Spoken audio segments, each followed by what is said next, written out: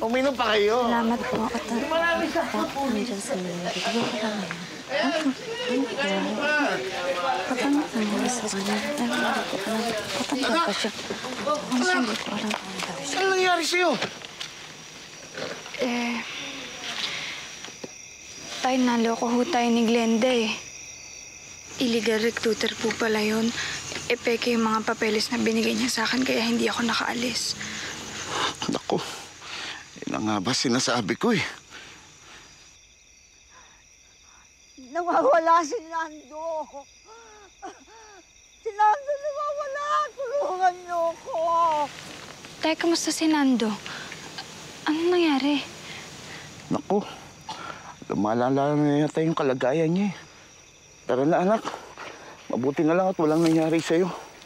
Paano na tayo ngayon? Lola, ano nangyari? Hindi ko alam. Nawawala ang apo ko. Hanapin natin. Opo. Hanapin po natin. Hanapin natin. Opo. Si Nando nawawala eh. Nando. Nando, si Melinda to. Ang sabi mo sa akin, ako lang yung mahal mo, di ba? Makinig ka sa akin. Huwag mong pabayaan yung sarili mo. Nandito lang kami ng lola mo para sa'yo eh. Nando! Nando! Nando! Baka gumaling siya, kagaya kay Lito sa kabilang baryo. Kung magpapakasal siya.